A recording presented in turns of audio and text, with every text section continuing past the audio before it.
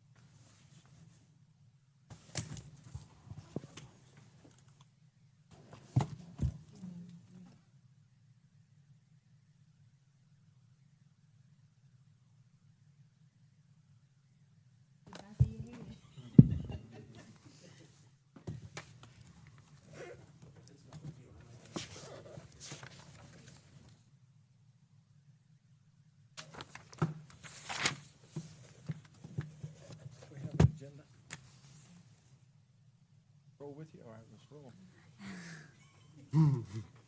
Okay, let's call the City manager walked away. special meeting to order. It's 10 o'clock, August 4th, 2025. If you would join me in a word of prayer and pledge of allegiance. Father, thank you for this day. Lord, we thank you for your wisdom, and Lord, we call on that wisdom today as we go through this budget and meeting. We thank you for our citizens. Lord, we thank you for our staff, our employees, and we just ask blessings upon them. In Jesus' name, amen. Amen. Pledge allegiance To the flag of the United States of America and to the republic for which it stands, one nation, under God, indivisible, with liberty and justice for all. Okay, manager, our special meeting is about the tentative millage. Yep. Randy, you want to run with it, or? Sir, I would like to rearrange some Yeah, things I'm today in regards to our special workshop meeting. Can we do roll call first? Yes, roll call. Commissioner Edmonds, Here. Commissioner Gardner, Here. Commissioner Williams, Here. Vice Mayor Heislope, Here. and Mayor Pittman. Here. Okay. I'm here Thank you. too. Oh, sorry. Town Manager Williams and Town Attorney Tug. You're leaving. Here. Back to additions, deletions, and modifications of the agenda. Today, we were scheduled at 2:00 to have a special meeting / workshop, which was going to be presented by the Goering Group, our benefit packet, which they will do. We just moved it to 10. But we also moved this meeting for 10 in regards to the fire assessment resolution that I do not have. When I spoke with Travis earlier today, he stated he was working on it, so he should be over. But we do have our resolution for the tentative millage.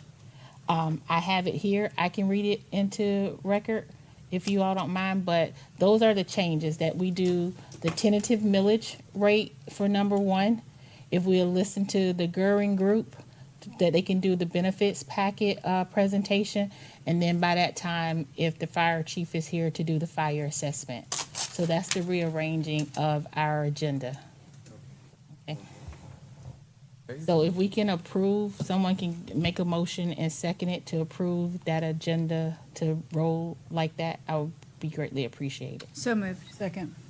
Motion by Heislope, second by Gardner. All in favor? Aye. Okay, then item 1 is the tentative millage resolution. And if you'll read it by title, and then we can discuss it before. Yes, sir, I will. Resolution 2025-35, a resolution of the City Commission of the City of Clewiston, Florida, setting a tentative millage rate of 7.1 mills for fiscal year 2025-26, providing for public hearing, providing for conflicts, providing for severability, and providing for an effective date. If Randy has his agenda memo up, I didn't bring the memo, I'm sorry. The email that I gave you, sent you? I apologize. Don't mean to put you on the spot, but if you can just give a little background.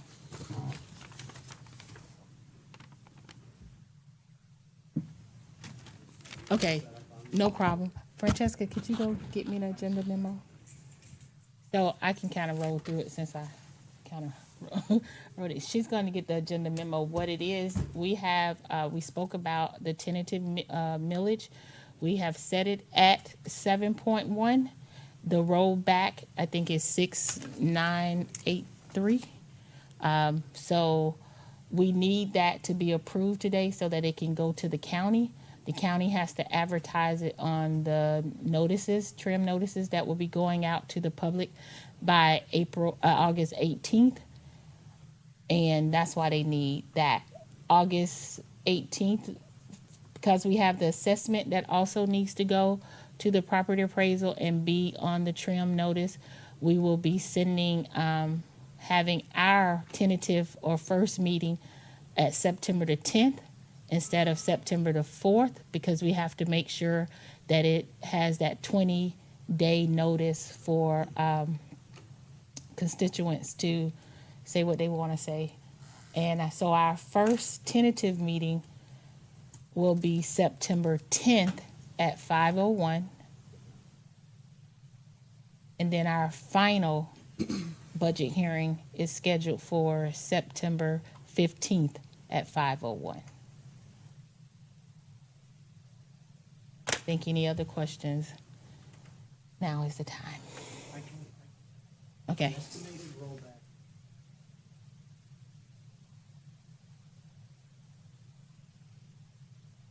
Amount of 7.1.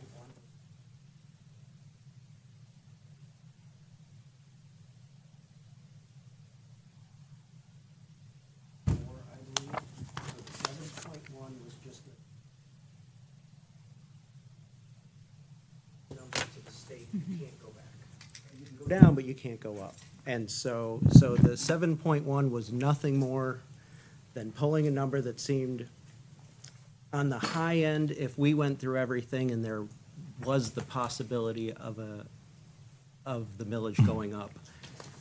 I couldn't see how it could go above 7.1. So we put in a number with the understanding that we're probably going to come in at a rate closer to what we had last year, but we input a rate that allowed us some leverage should we choose to go up a little bit or whatnot. So the 7.1's not a scary thing. It's just kind of, there's a little bit of cushion built into that. But all of our current budgets are at last year's millage rate. And we still can discuss even bringing it down from there should we choose to. But I just wanted to let you know, not be alarmed by the 7.1. We didn't build that into our numbers. We just needed to put a number in there that we could not exceed. Randy, what was last year's rate, millage rate you said? I know you said the rollback rate was 6.392, but what was the actual millage, or was that the millage rate? 6.37. Three- It went from 6.374, and the rollback rate, I thought we were a little bit higher than that. I had the estimated rollback rate to be around 6.392 is what would give us the same exact revenues of last year. Something doesn't seem right with the numbers you gave in that. Something's not driving up, but I'm looking at my trim notice Yeah. from Yeah, last year, that's what I'm looking at. 6.3743. yeah, six, That was the rollback rate, or that was a millage rate? That was the Okay. millage rate. All right, okay, so, but we went with the rollback rate, which was less. and I can go up to the county web, or the state website to verify that number, but they provided the 6.39 number, so let me grab that thing.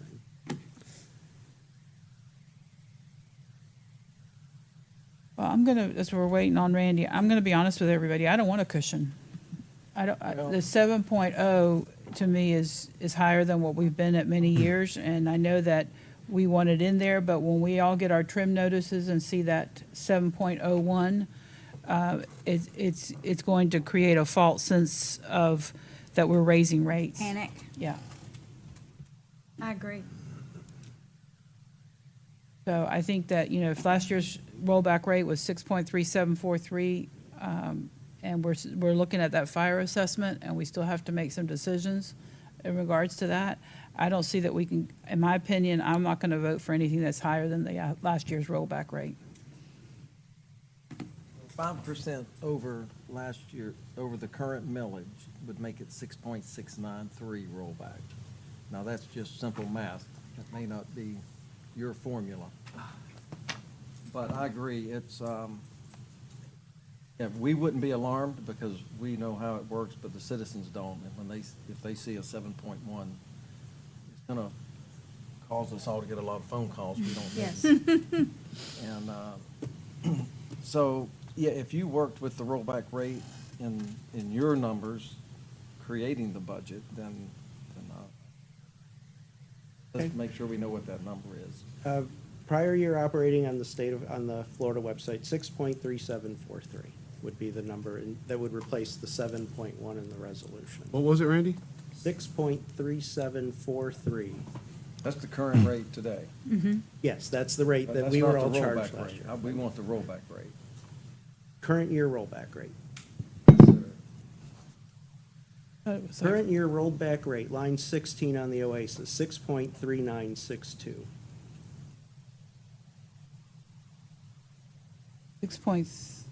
3962. So by choosing the millage, by choosing the current year rollback rate, our millage would increase from 6.3743 to 6.3962. That would be a bump, a very, a 0.02% increase. It's pretty flat from last year. 6.37 to 6.39 is the. And even at that, we can still come back down to the 6.37 should our budget allow. Sure, but I mean, the dollars associated with that is a few It's thousand nominal, bucks, yeah. if that, so. So last year's rate that's on our bills, 6.3743, current year rollback rate, 6.3962. I guess those would be the two options that you two would want to, it's a little bit of each. The higher of those two rates, the 6.3962 might be the best of that, which would replace the 7.1 in the resolution. I'll make a motion to set it at 6.3962 for this year's millage rate. Second. Motion by Gardner, second by Highslope to set the millage rate for the 25-26 budget to 6.3962. Is that what you said? The tentative budget, the tentative. Tentative, Right. yeah, Millage, yes. that's correct. Okay, any further discussion? If we set this here right now, you can't go. Go Correct. up. And You don't foresee that happening, though. even if we did, the dollars associated between those two numbers is 150, 200,000 ballpark range. So it's not millions and millions of dollars. It's, Right. but yes, that was the reason is, of course, I'm always going to pick the cushion, and the cushion is not the most popular choice right now. So yes, that's correct. All right. Once you set this, you can't go above it. You can go Just- down, you can't go up. Okay.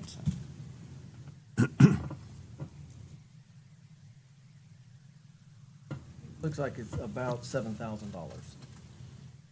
And in our, and Nominal. 7,040. Okay, any more discussion?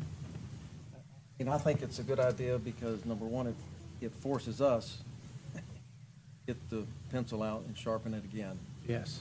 Number two, it's, if we do stick with this rollback rate, it's just a slight increase on everybody. Well, Mayor, I'm going to be the bad guy, and I'm probably going to do some cutting. It needs to be done, and I think I'll take that. I'm going to hit them hard, so be prepared. Well, we still have lots to discuss going forward as well. I mean, there's a lot of things that we haven't even, that's been brought up. I mean, some things have been brought up. We're going to have to sharpen our pencil, but even going forward, because in light of other discussions we're going to have today. So, you know, I mean, until we get, like you say, taxes, rooftops, we can't continue to just grow and not produce or have the funds. Right. So it is what it is. to me, you said sharpen pencils, and what was the other comment? You said there's two things that we're going to have to look at, sharpening the.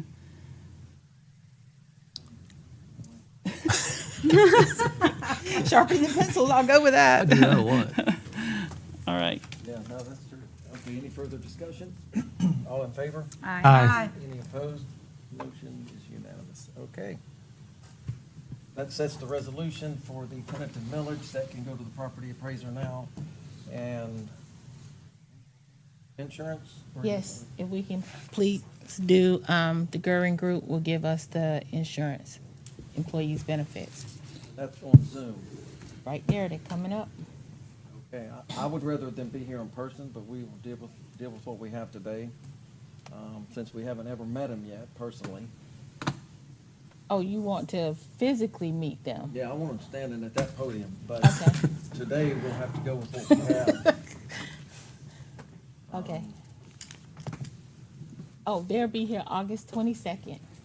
Oh, good. Mhm. All right, August 22nd, Yes, sir. right before their first paycheck. Good morning, Melissa and Louis. If you can come in and please present, it'd be greatly appreciated. Yes, of course. This was just a little last minute in the workshop. Good morning, everyone. My name is Morning. Melissa Morley. I'm from the Goering Group. We are your new broker. So we put together a little bit of a package for you for a brochure here with our recommendations. So I'm going to start with our recommendations for the city of Clewiston for your October 1st employee benefits renewal. We found out some quite a few interesting things. We did actually go to market. So the first two lines right here is your Mutual of Omaha, who is your incumbent carrier, and Florida Blue is your incumbent carrier. When we were hired, it was said to us that you do not want to move from Florida Blue, and that is our recommendation, is not to move from Florida Blue. You have a great package with them. They did provide a renewal increase of 12%. We negotiated it down to 7% with no plan design changes, and Mutual of Omaha did provide a very good renewal package also. Which we are going back to them to see if we can get a little bit more off of them right now. So that is a decision that needs to be made. But again, our renewal recommendation would be to renew as is with both those carriers.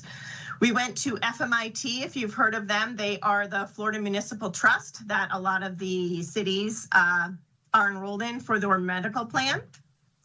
It is used with United Healthcare. They actually declined to quote your group because in the past, they have senior group. You were with them in the past and you did not run very well. Your claims were pretty high. So they actually declined to quote you for this year. Another medical carrier that we did go to was United Healthcare directly. They did quote, but they quoted their NHP network, which was a little bit competitive. But the only reason it was competitive because it decreased your benefits. So you'll see that in a few pages. Then, of course, on our ancillary side, we picked a few carriers. We went to Humana, MetLife, Principal, Unum, and Symetra. 2 out of those 4 carriers declined to quote your group, Principal and Symetra, due to the basic life and the amount of retirees that are on your basic life plan. But Humana, MetLife, and Unum did quote. So you will see those quotes in the next few pages. Again, Mutual of Omaha was the most competitive in the market, who is who you have currently. Right now. So our recommendation was, medical, dental, vision, basic life, and accidental death and dismemberment. Short-term disability we'll talk about. That is a new line of coverage we quoted just to see what the package would be to have a full disability package. Currently, right now, you only have long-term disability. So we could add short-term disability in the future, this year, next year, and use it as a recruiting tool. So all employees have both short-term and long-term disability. Then there's an employee assistance program, and then the COBRA program. So on this, for our renewal recommendations, again, vision is 100% paid by the employee. So we are recommending to renew for another 2 years. Dental, renew for another year. Basic life, you have another 2 years to renew with retirees included. With that being said, Mutual of Omaha did give you a 2-year rate guarantee again. So next year, you're not going to have an increase, which is always good to know that you have stability in your rates. So on the vision, basic life, and long-term disability, it is all a rate guarantee for another 2 years. When we speak about COBRA, our recommendation is to have a third-party vendor administer COBRA. It is a value to the city because it lessens your liability if you are doing it currently in-house right now. We found out that Florida Blue is doing the medical currently, and I think dental and vision is being done in-house. So we're just saying all 3 lines of coverage should be done by a third-party vendor. Again, up to you whether or not you want to do it, but our recommendation is to hire a third-party vendor just to make sure the liability isn't on the city for administering COBRA. So here, we'll just, so you've never seen our spreadsheets before, so we always put the current first and then the renewal second. So the current is going to show up on every single page. So the 3 plans that you have from Florida Blue right now, just so everyone is aware and a little reminder, they're all with the Blue Care Network. What does that mean to you? That means that Blue Care is a local Florida network. There is no coverage outside of Florida except for the emergency room. So you have a local network with Florida Blue, which is how it keeps the rates so low.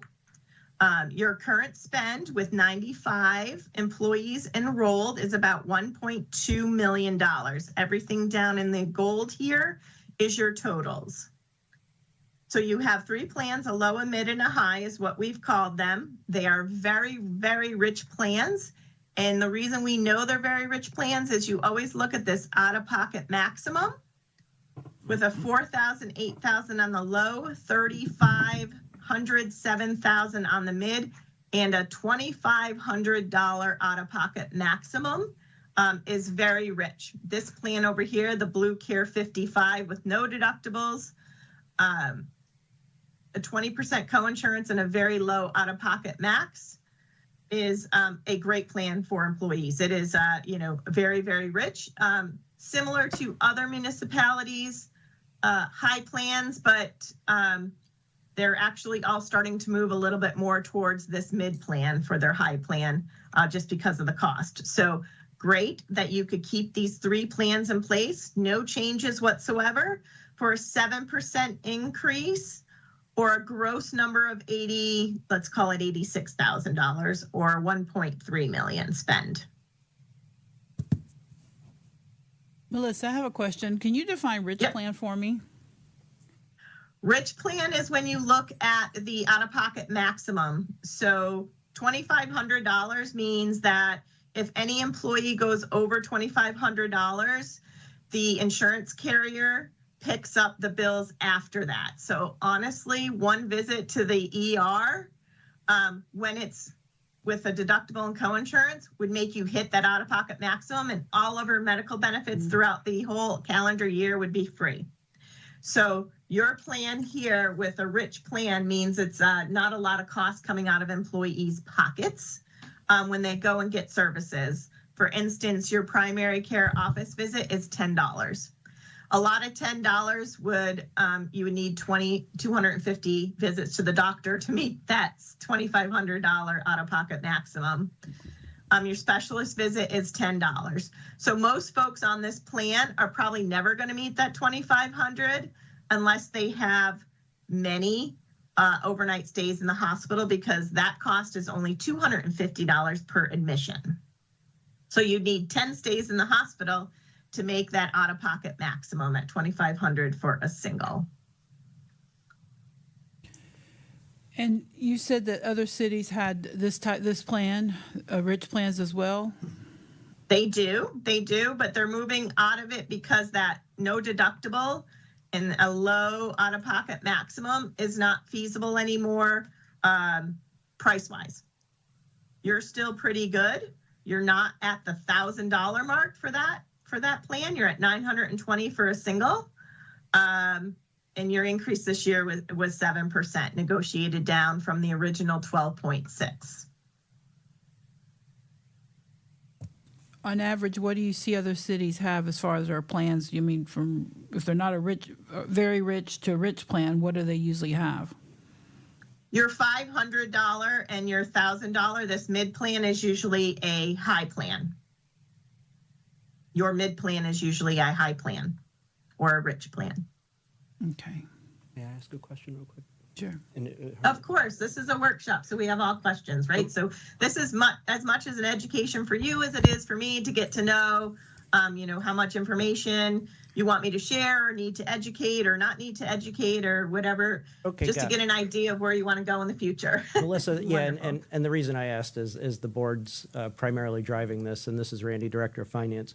If what is the single biggest driver for the rate? So, for example, is it the out-of-pocket maximum? Like, if generically, if we doubled them from the basic plan, single being 4,000 to 8,000, let's say, just for a number, is that a significant driver to premiums going down, or is that not necessarily a significant item on that? Just out of curiosity, from your experience, where is the premium, if you wanted to cut anything or do something, where is the biggest bang for the buck, I guess, is the best way to ask that question.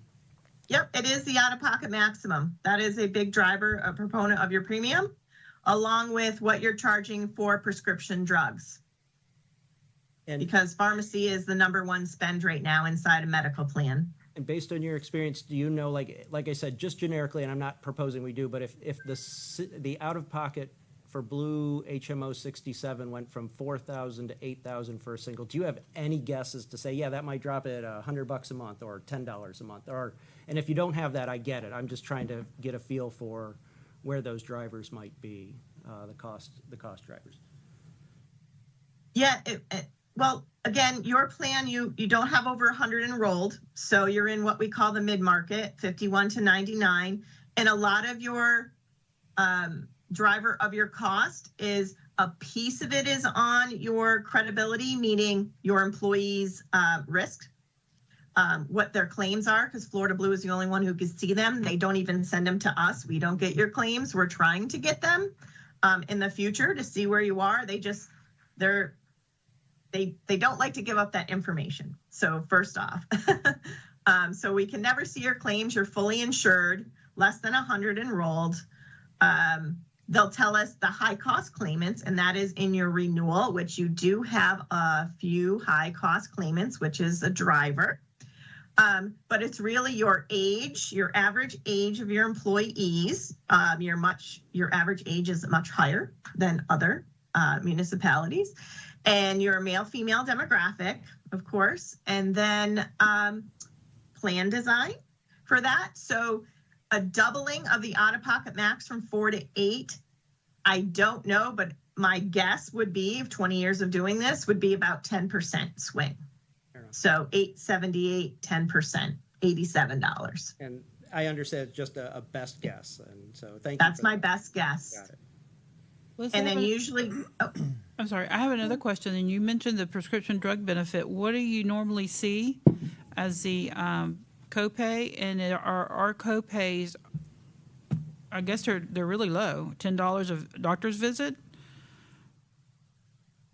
yeah, that's on your rich plan. So that's your $10. So your base plan, which is the one that the city pays for at 100%, and correct me if I'm wrong, but we haven't gotten finalized contributions, but that is the one you pay for at 100%. So any employee who enrolls in the plan, you are paying $878.62. Well, currently you're paying $822 for. So sorry about that. It's going to $878. And then anyone with dependents, they're paying for all that dependents, the difference between. So again, the city's paying 100% of the low plan. So your focus is typically on this base plan and what that cost is. So that is a $25 primary care visit and a $45 specialist visit. I don't know if you can see my pointer or not when I do this. And Is we that do have the something you can handout see? from, Oh. Lakeisha did email it to us as well. Okay. Yeah. I just didn't know if you could see where I was pointing so you know where I'm talking about. But So what do you normally see as, I know on average, I'm just trying to figure out what the going rate is basically on average for those co-pays. yeah, this is average 25, 45, 25, 50 Okay, for, a mid plan. This is your base plan. 1535 is getting to be pretty rich. And then 1010 is, like I said, very rich plan. all right. And nothing would change if we said, okay, we don't want the rich plan anymore, the 55, nothing would change as far as the others, correct? Having that in the equation doesn't impact the annual premium. Well, with Florida Blue, it does. Unfortunately, Florida Blue has to rate all the packages together. So if you said today, like, hey, we want to renew with Florida Blue, but we just want to have the Blue Care HMO 67 and 59, we'd have to go back to Florida Blue and they would re-rate the plans. Now, would they change them? I don't know. They may just keep them the same. Probably not, because you have 15 people on that high plan that's generating $16,000 of premium a month. So they need to collect that $16,000 of premium between the low and the mid plan Okay. now. So they would re-rate you. With Florida Blue, it's a package deal. So Okay. All right, 3 thank plans you. to 2 would be a re-rate. Yep. So right now, this is Jimmy Pittman. It looks like it's about an $87,000 increase if we stayed exactly the same. Is that what I'm reading right? Yep, 85,915. So yep, $86,000 gross increase. Okay.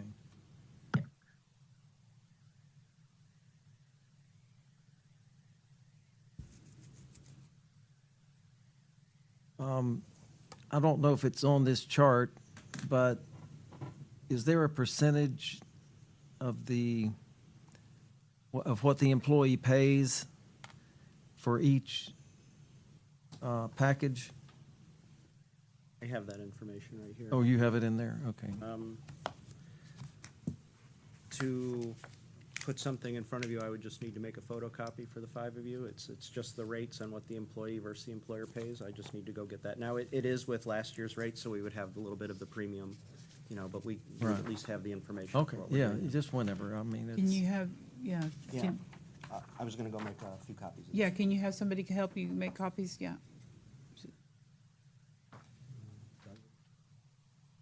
anyone have any questions? We pay 100% of the low plan. Is that correct? The premium on the single, for the single employee only, we pay that. Correct. The 100% of that. Okay. Then it's bumped up. Yeah, To for each each additional plan. additional plan. Yes, yes. Okay.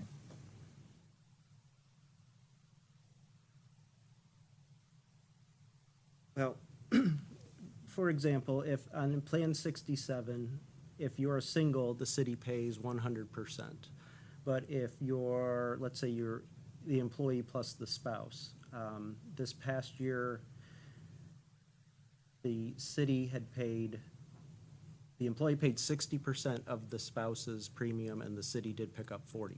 So there was a 60-40 split for anything other than just 100% of the employee.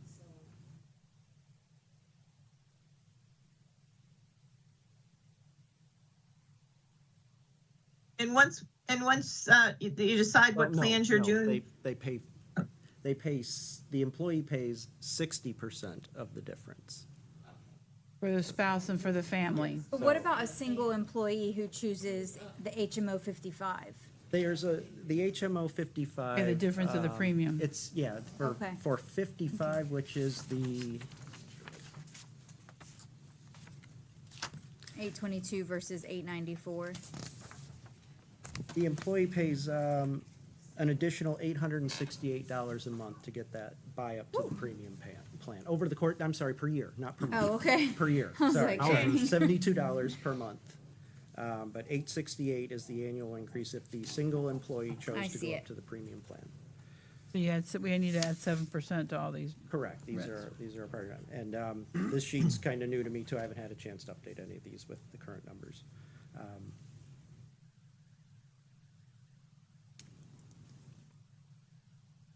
We can always work employee contributions in the background once the decision is made, if you wanted to change it.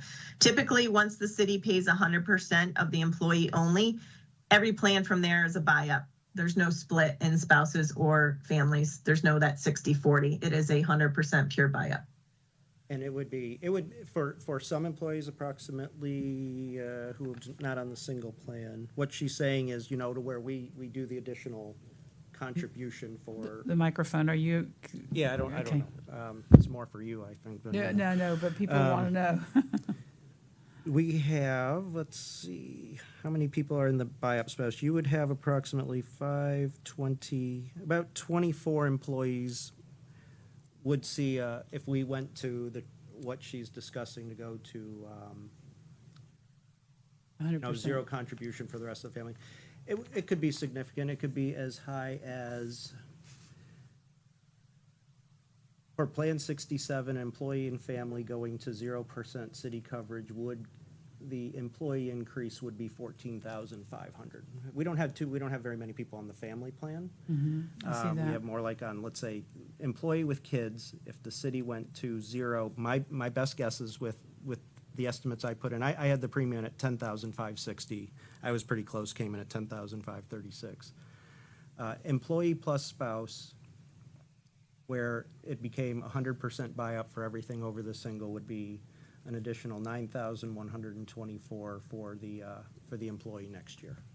And for the city, that would generate, I believe, about 125 to 150,000 in savings across, How much? about 125 to 150,000. I need to put my pencil to it and verify that specifically, but, and that's just picked up. That would be just dollars, instead of, the city picking up those dollars, it would just be covered by the employee, depending on which plan they pick.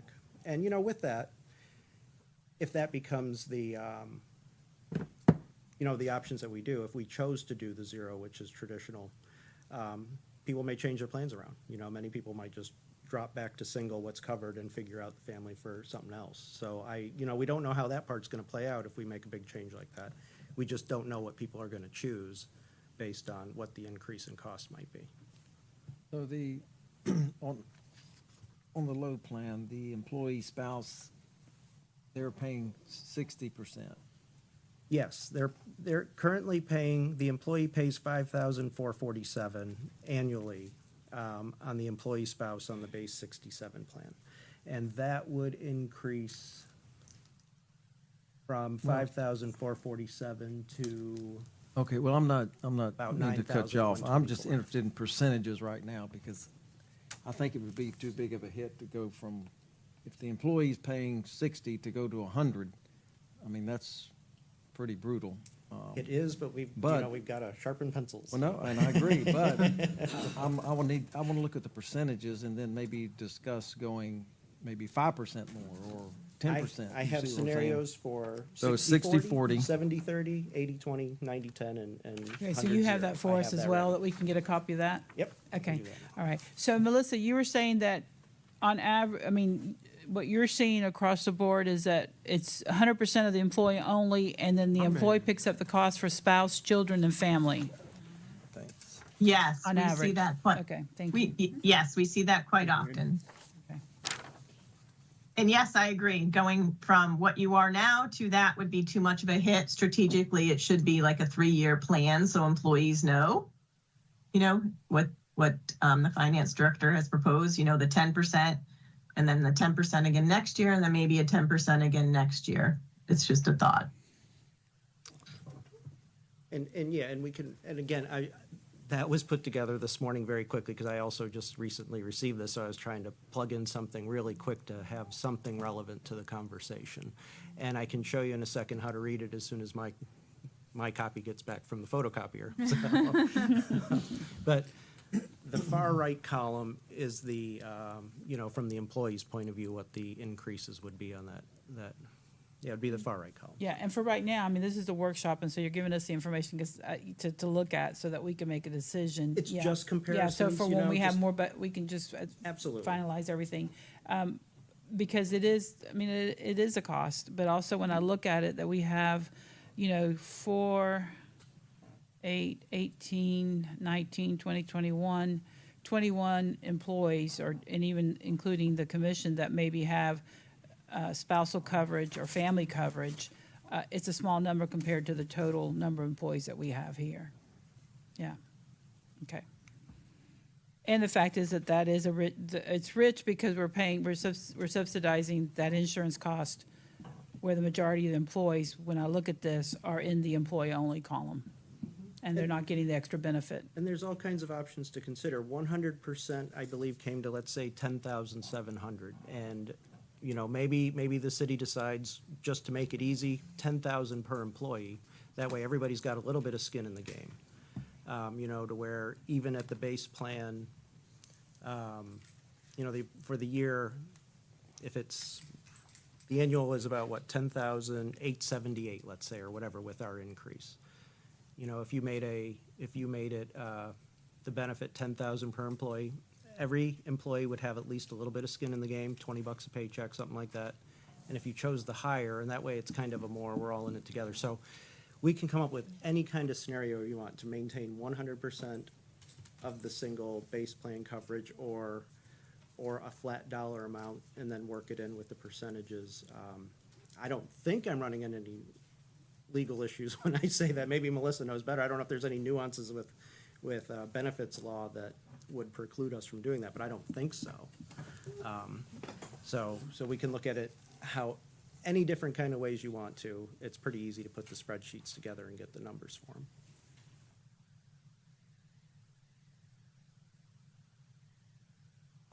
Melissa, I do have a question. What's the latest that we can we vote on this on the 18th meeting? What's the latest? Well, if you voted on the 18th meeting, that wouldn't give us enough time to get everything together for the 22nd open enrollment. Okay. Does anyone have any more questions on amounts or percentages? Because I'm, like Commissioner Gardner, I think we need to mull this over to see. I don't want to, my preference is to not do any deductions for the employees, and I'd like to give you a raise to, if we do change percentages, to cover it, but it's just simply not going to happen this year. My last choice is to pull from the employees. I'd rather cut, the gas budget and the, everything else we can before we, and Randy's built in a 3% raise, right, Randy, overall? Yes, yeah. So, we give you 3%, but take 10% from the insurance. Right. I hate to do things like that, but the percentages on the spouse and the family, we probably are going to slowly, bump those where we're not absorbing. If we had all stuck that to the cost. 5% plan many years ago, it would already been fixed. But because of the conditions, it was difficult to go forward with some of those continued, because of the fact that there was no, very minimal raises, if any at all, in some years. So no cost of living at all. So I know it's a balance, and that's why I'm thinking, I know I can't make a decision, or I want to look at all the documents, like you said, and just. So maybe if you could give us a 5% swing, and then a 10% swing. I don't think we would go more than 10% in 1 year. And the difference of how that would help us out. And it's pretty much shown on this spreadsheet here. You'll see the top column shows, and this is primarily for the additional coverages, spouse and family and whatnot. The top is the 60-40 split. You can see that kind of Plan 67. And if you go over to the right, the non-employee, percentage of non-employee portion, you see that our current 60-40, and then my scenario saying, okay, what if it were employee pay 70-30, and then 80-20, and 90-10? So I have laid out some of those, Mr. Okay. Pittman, and those increments, just to give you an idea of,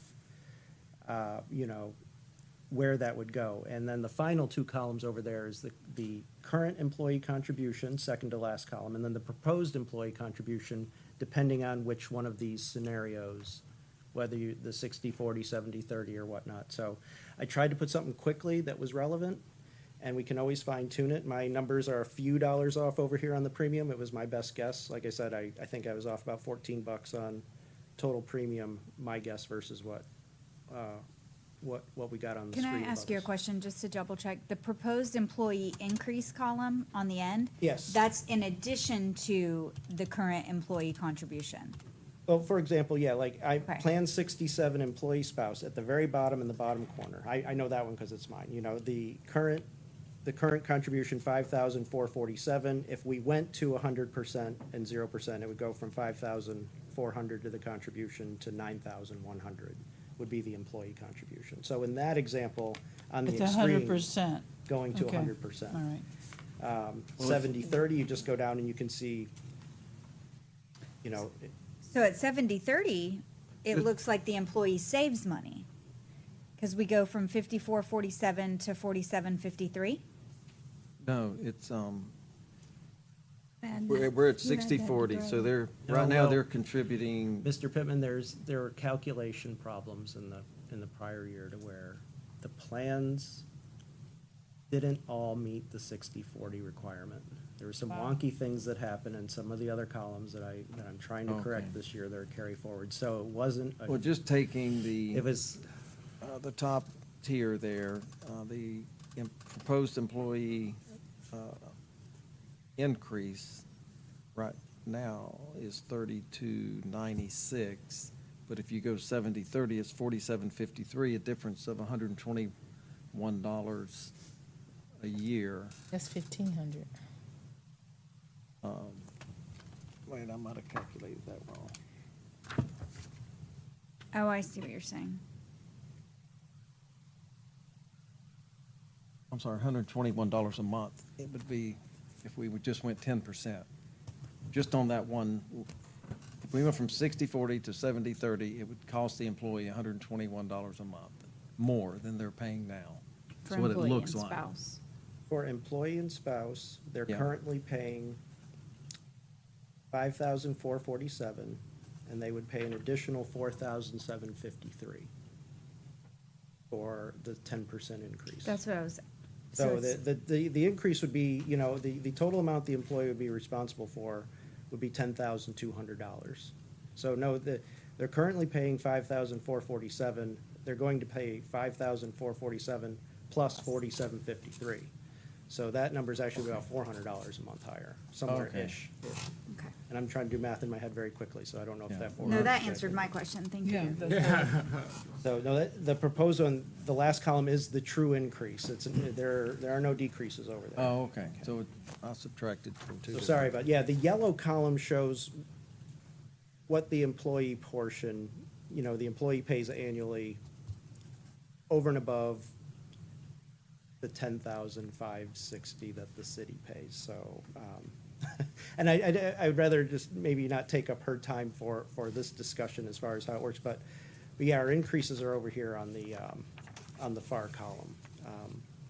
And they're pricey, but it's about even fixing our own 60/40 split, which got out of, you know, something happened a couple of years back, and I don't know what that was, and we're trying to even fix that back to get it back into its. Okay, so So we any need to more have another questions? workshop for this. And we're gonna have to do it this week because they're gonna need an answer so we can be prepared for the August 22nd open enrollment. Yeah, but for the August 18th, I mean, the discussion about this needs to be with another workshop for the commission. Not so So- much for the Garing group, but for us. Don't we have another workshop? When's our next Monday? The 11th? Oh, I Yeah, forgot. we had one every do. Monday for like the next Yeah, 6 weeks. we don't have anything else this week. It's just next Monday we have another workshop. So you Okay. want a 2:00 for the Göring group again? No, we don't need them again, I don't think. It's just No. us having the discussion about the Oh, splits. okay. Yeah, what Randy put Got it. on. No, I Yes. think, the only thing they would need to know is if we're gonna change from our Cadillac, if we're gonna go to the next one down for the Cadillac. But for now, we can just leave those three, because if we do that, then she said Blue Cross has to Rolls Royce. recalculate. Y'all don't Right. have a Cadillac. What we driving? Sounds like we're narrowing down the discussion to our internals employee versus. I the agree. other. You're right, yeah. yeah. Okay, so we're gonna discuss this next Monday at 2? Yeah, that's our budget workshop time. And not to put a wrench into it, but if you see the next page, we did do a couple options for you to save money. So the questions you had at the beginning, so this renewal alternate number 1 with Florida Blue. What we did here is we put in a cheaper, less rich base plan, $1,500 deductible, $4,500 for family, $4,500 out-of-pocket maximum.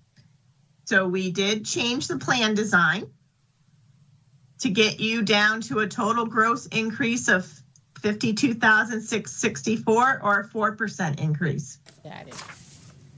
So my opinion is if we're going to, try to close the gap between that 60-40 split, let's not water down our benefits. If we're going to close the gap of 5% a year, then this 4.3% is kind of a wash. Well, or a combination. The employee pays a little more, and we changed like she was saying, the deductible or the maximum out of pocket. Change either of those or both of them like she did on this renewal alternate. Yeah, so the mid plan is your current base plan, the HMO 67. So that just becomes, the mid plan where employees would have to pay a little bit more for it. And then we kept the 55 in place on this 3 option plan. So you won't But have we're the going to ask 59. employees to put more money on the table on every paycheck. And then instead of paying, let's say they pick the new base plan, which is the 47, HMO 47, a doctor's visit goes from 25 to 30. So anything in red is a less benefit, just so everyone Yeah. understands how the Right. spreadsheets work. Yeah. So again, up to you, whether you do it contribution wise or you do it plan design wise. That's up to you. We're just showing you some options. And one of the options, what you said is you would you would take away the mid 59 plan, is that correct? On this option, we did get rid of the mid 59. Yes. We just did the 47, 67, and 55. Okay. And then on the next option, we just showed you, a high deductible health plan, which again is a huge change for employees. Again, but just wanted to show you a total change of what that would be. And then did a mid plan of the 68 and then did the 59 as the high plan, that $500 deductible or $1,000. So all different plan designs that we're showing you here. You could have a combination of any of them if you wanted to, or like you said, continue on with your 3 plans that you have now and just change the contributions. That last one, we save money. Well, I wanted to show you a savings because that's what we typically do strategy wise. Give you your renewal, try and put something in two layers down is what I like to call it. We usually like to do, if you get a 10% increase, we want to show you a 5% and we want to show you a 0 to say, if you can't handle an increase, this is what you'd have to do to your plan designs to get there. And like I said, this is a bigger discussion, adding a high deductible health plan. A lot of municipalities have done it in the years. It's a very different way for your employees to pay because they are going to be paying first dollar unless you put in an HSA contribution into their health savings accounts or a HRA you could put into this as a city. But then the city is giving money away to the employees that you would not get back. So again, just much more of a conversation about that if it's something in the future that you would want to do. Hey. Well, maybe you could send something out so the directors could, I want to get a feel for what the employees might want. Would they rather keep what they have and pay more out of their paycheck? Would they, would they rather pay a better deductible, a higher deductible? I think all the young employees would want to save money. People with older kids that are on skateboards and have the potential to be in the emergency room might want a better plan. Sure. So you see what I'm saying? Kind of get a feedback. But I think we do need to make everyone aware something's going to happen. It's not going to stay the same. We want to still do what's best for what we have in front of us in these plans. So maybe a workshop on Monday, next Monday, we'll maybe finalize what we want to Yep. do. Yeah, that, Got it.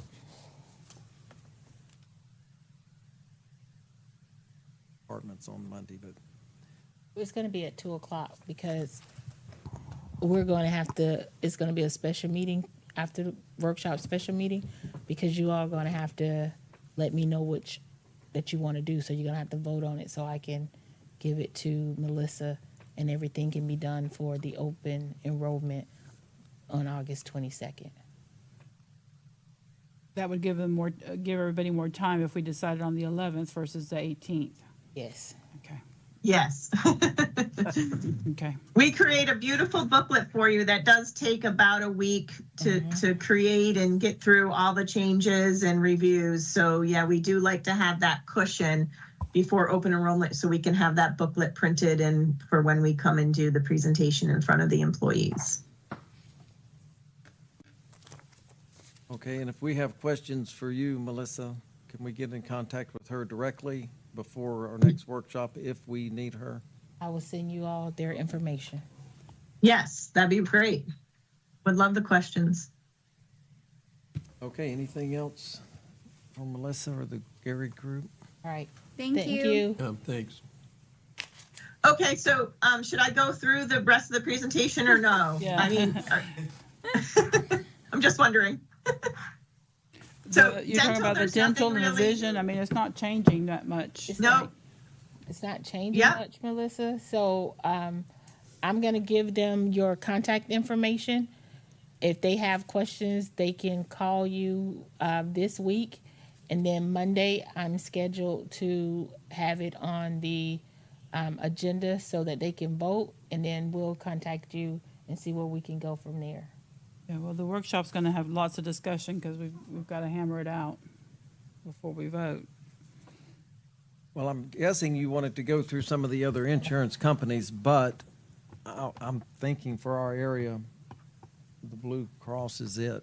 I Yeah. mean, that's kind of the one that's most widely taken.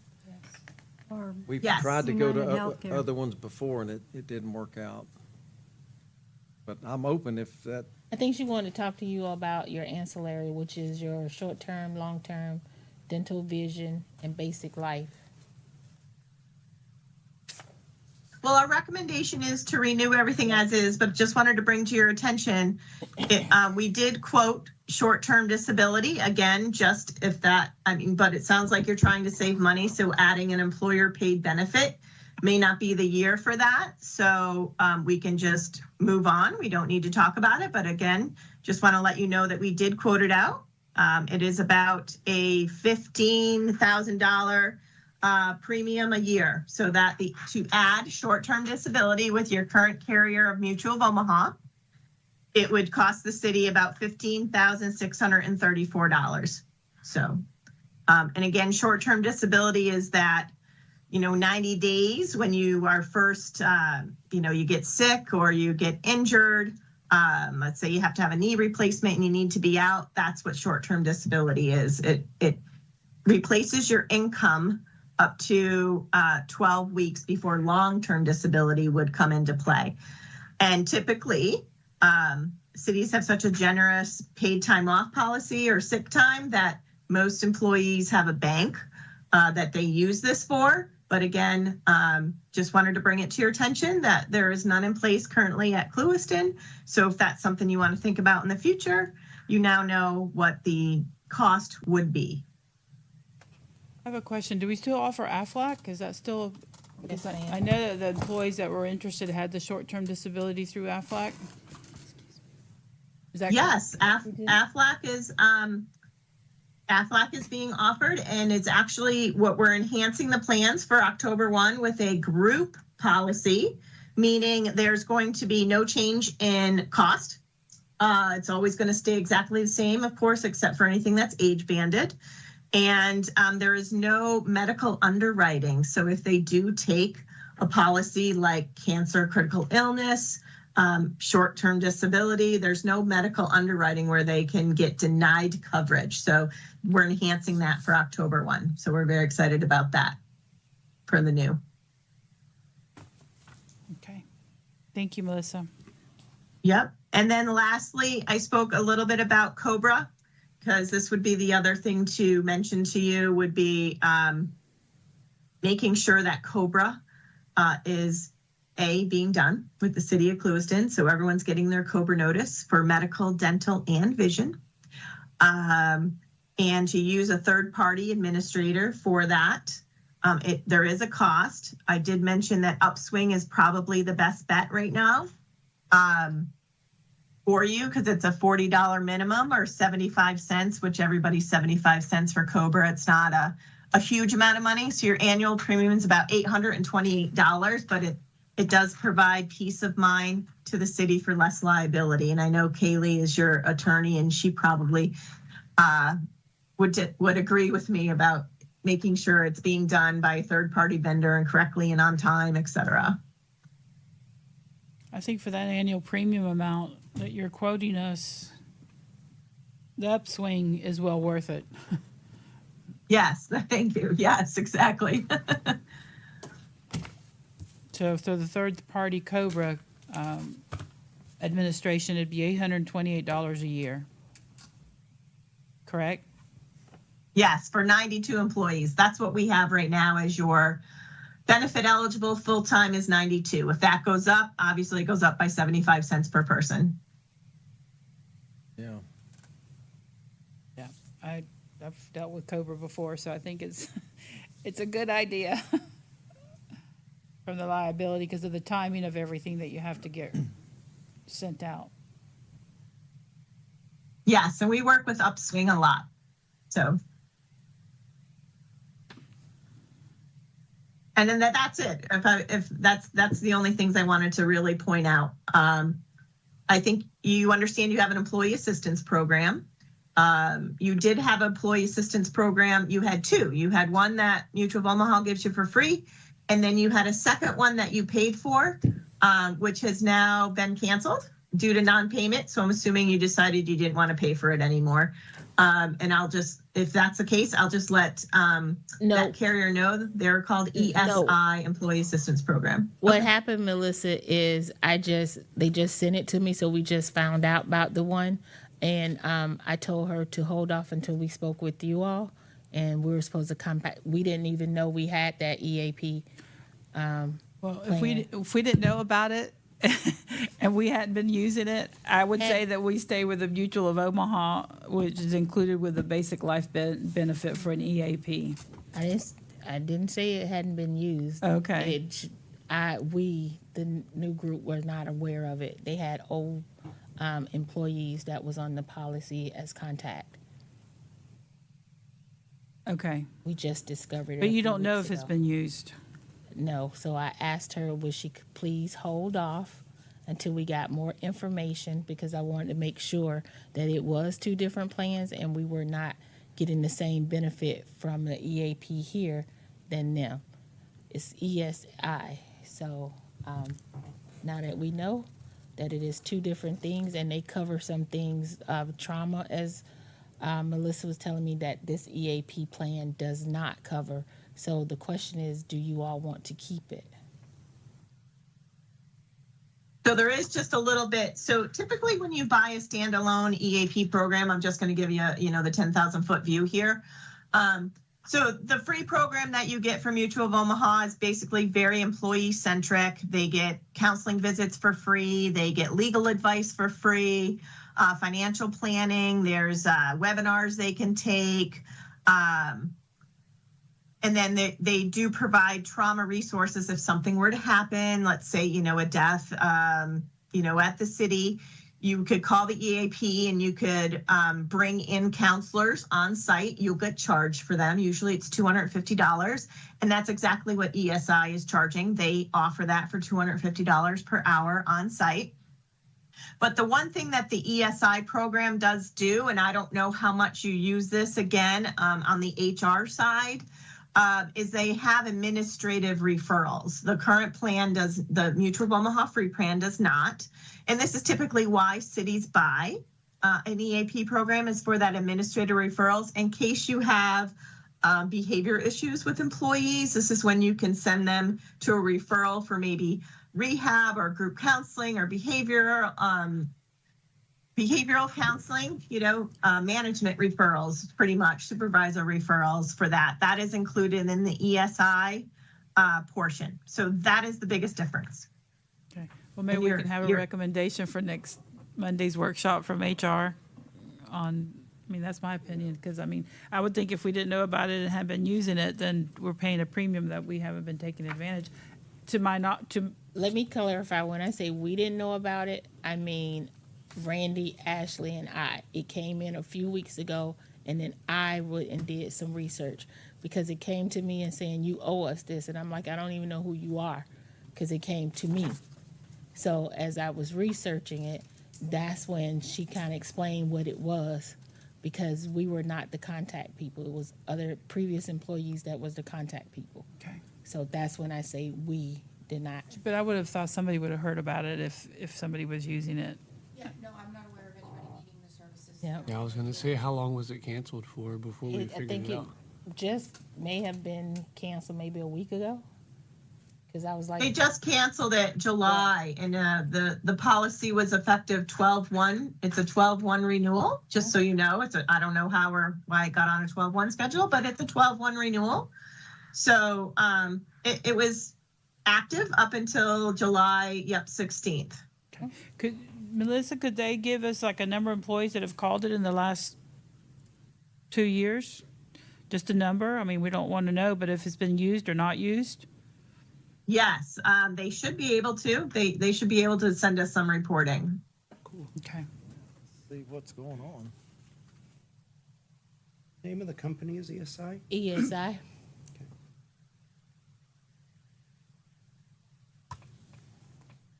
Okay. Yeah, capital E, capital S, capital I, ESI, Employee Assistance Program.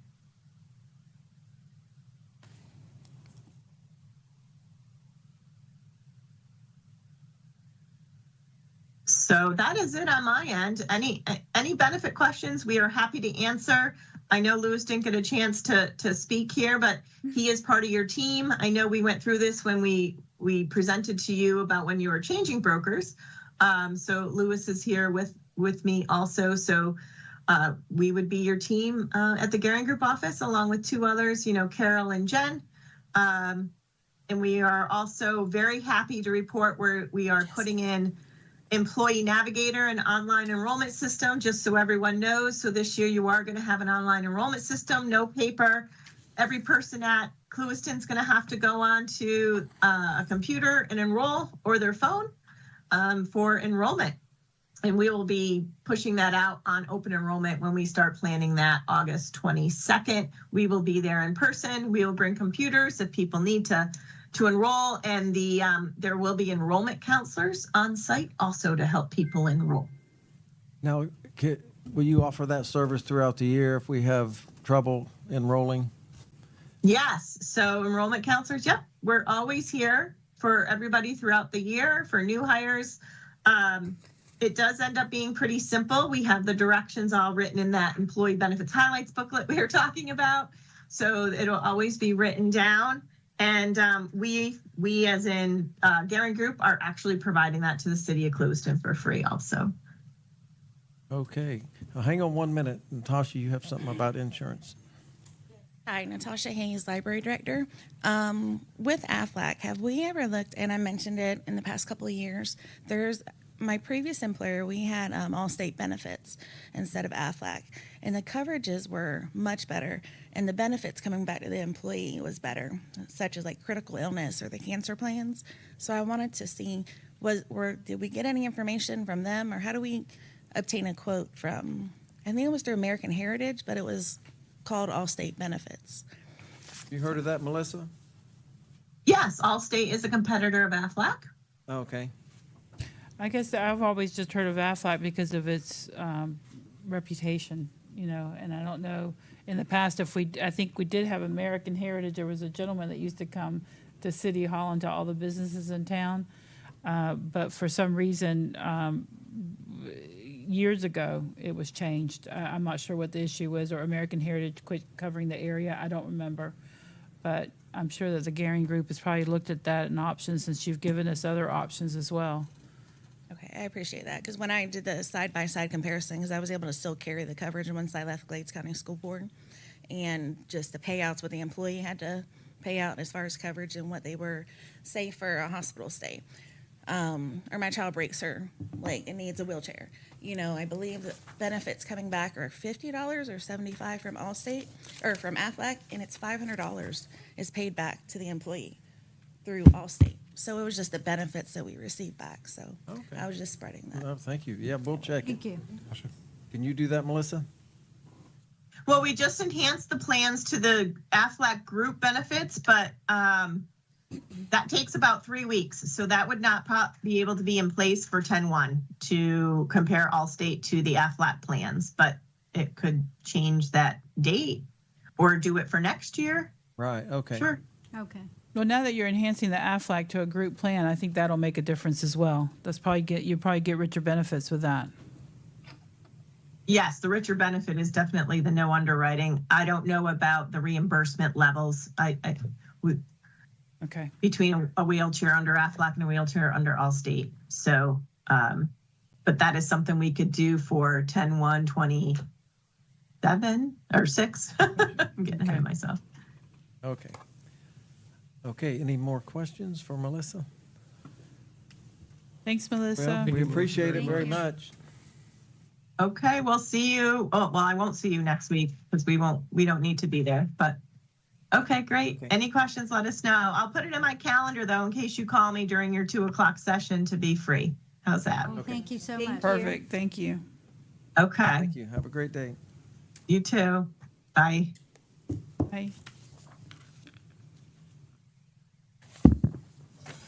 Okay, so if anyone has questions for Melissa or Randy, we'll go over these sheets and talk about it on Monday at 2:00, right? Yes, sir. We'll do a special meeting because we'll have to vote on the plan. And any percentage changes, correct? Well, you'll need to know that. Yes.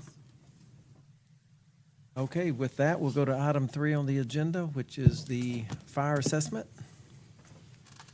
That also has to have a resolution and be to the property appraiser today. With that, thank you. This is a copy of a memo and resolution.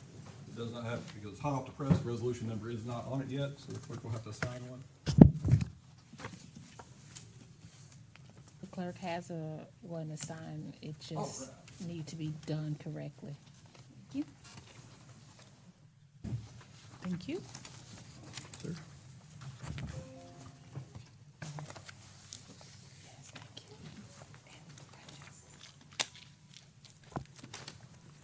So, with that, we did have some changes when we sent this on Friday to Hendry County Property Appraiser. Since your original study information was in 2022, there has been the ERU, the equivalent residential units, has decreased in Clewiston. So it did change a little bit on the rate study. So it actually changed from the 168.74 that I told you at the last meeting, correcting it, increases it by $2.45 to 171.19. So that's if we want to collect the same amount of money to keep the study accurate, we had to adjust that.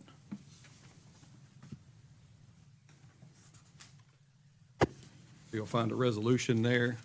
So the resolution is twofold. It adopts the study and it authorizes the revision. So you said the the property appraiser's office did the calculations for us? That's correct. They do all the calculations. They're the ones who actually send the bills out that gets remitted back to Randy. So when I sent them the numbers from the study, luckily they compiled those quickly and come back and said, oh, we've had a slight, there's been a change because your data originally, the data was in 2022. So when they run that data again, they just want to make sure that what we were aware of, and we thought as we haven't adopted a resolution, we should make those changes for you. You said the drop was how many households? Proper appraiser, I know supplied, I don't have it top of my head, but it was a reduction, so. And I did ask how we had a reduction. We did annex some property, and she stated that it's combining of properties. You sometimes have property owners who will combine properties to reduce taxes. And there could be, I think she also mentioned some agricultural, but I'd refer those questions to her. So the parcel number went down, and because it went down, our assessment went up to get the That same is dollar correct. amount. It's still the same dollars. Right. And it's still same properties, the same folks are here, the same amount of, what I consider the same amount of units. Nothing's changed, but how the tax bills or, how the property appraiser has the parcels and how your study looks at it and how they assess it. The fairest way was to just adjust it to fit. Your readiness went up from 100, let's see, from 100, I'll have it right in front of me, I believe it went to, no, it's a couple of dollars more. It went from $2.45 increase per annual, that is annually, not monthly.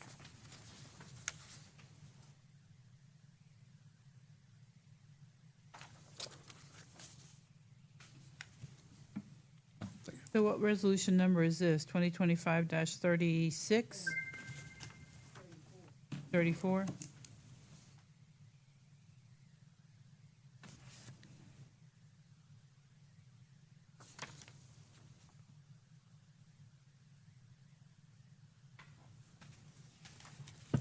And this is what the mayor was saying, that we have to get this today to the property appraiser so they can include it in their mail-outs. They have a contractor that does the mailing for us, so they'd have to have this number set for their trim notices. Travis, remind me, what's the current assessment? 116 even.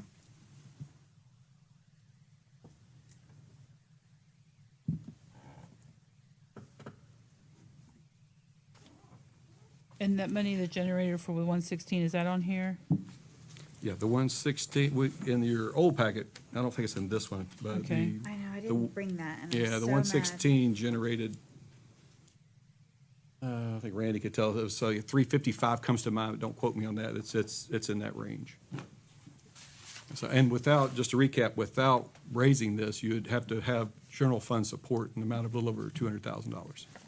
So you would be losing on one side to pay the other. We would rather, the city would rather have it all, the fire services paid for out of the assessment.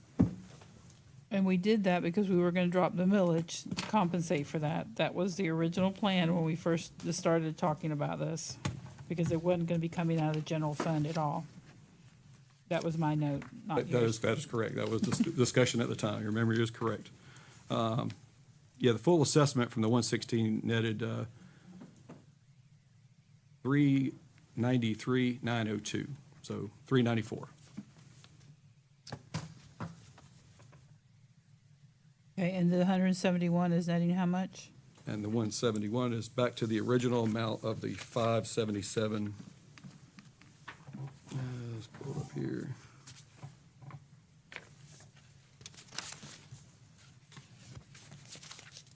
One moment. 577, 245. So let me ask you this, with the email we got on Friday about the, like, out of region calls?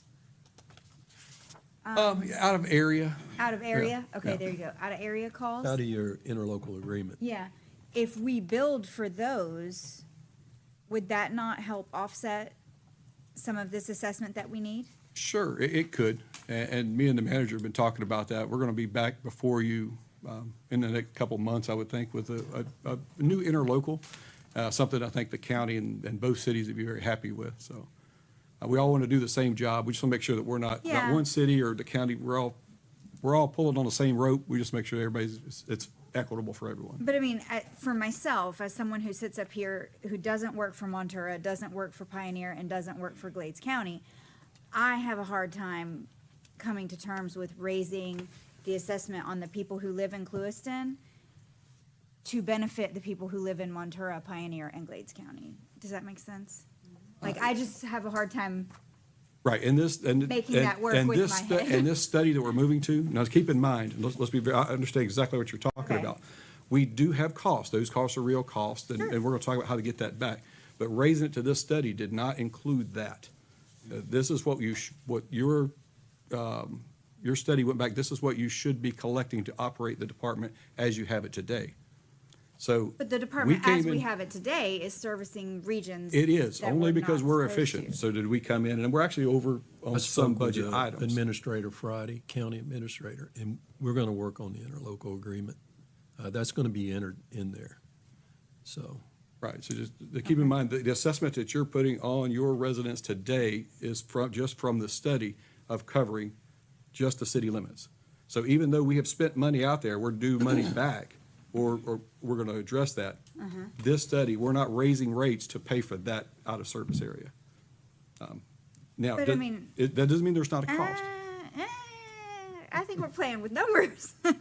Because we like, could- we are raising rates to balance this budget, this pocket of the budget, and this pocket of budget includes out-of-service area calls. So I don't know how we can say we're not raising rates. We're talking about strictly from the study. The study Yeah. looked at our costs, The our study doesn't capitals. look at that. This is But what they yes, say what you you're should saying put is in true. your budget. So you're not there every year looking at, well, I'm short this. So Yeah. yes, even though there were money spent out of area, it still fell closely within the budget. Maybe we went over a little bit. Do you follow? So we're still we answered the calls. Yes, there's a cost. If we would not have had those calls, then yes, we probably would have had a little better cushion there. Sure. But it wouldn't affect the actual, what your study tells you should be adopting. Okay. That makes sense? Yes. I want to just make it very clear, we're Yes. only going off the study. I understand that they're two different things. Right. But But yes, we're gonna work Bottom on we fixing are it. running so efficiently that they're all falling under one umbrella. Right. And the fact is that we're gonna be short over $300,000 based on the number of calls from last year and based on looks like to me even higher with the calls this year. Right, the If calls the are county increasing. says, no, it wasn't included in the interlocal agreement, then they're not gonna pay us, so where is that money coming from? There is some disagreement. They will pay their portion with the interlocal agreement's pretty clear. They have to pay it. They will pay it. I had a conversation on Friday with the county administrator. So we're working towards that. The manager and our The- two finance directors will be getting together. Those out-of-area calls are still included in the county total of calls, so it's not like they just disappear, they're part of it. So it's kind of, maybe I'm making it worse. No, You no, kind of no, got two no. buckets. You got the portion that the county contributes to, and then the portion that this fire assessment portion, I would say where you're going, it's more, a little bit more related to our negotiations with the county, as far as making up those extra dollars. I just hate that we haven't I- done those negotiations I because understand. I feel like one could watch this meeting or listen to this meeting after the fact and be accurate in saying we are putting additional burden on Clewiston taxpayers for those areas. And I can't rebut them by saying, oh no, we have these interlocal. So it's just unfortunate, the timing. I guess to say it publicly, it's a lot more economical for the city and the county to cooperate in urban areas to run one fire department than each individually. Sure. So we want to make it absolute, of course, benefit the city, but fair for all. Everybody pays their fair share Right. of it, and I think that's where the manager has been, at least over the last year, he has been pushing us in that direction. Yeah, and until those interlocal agreements are in place, it is not fair and equitable for all. Correct. It's just not. you I know, believe that we will get there. But I hope so.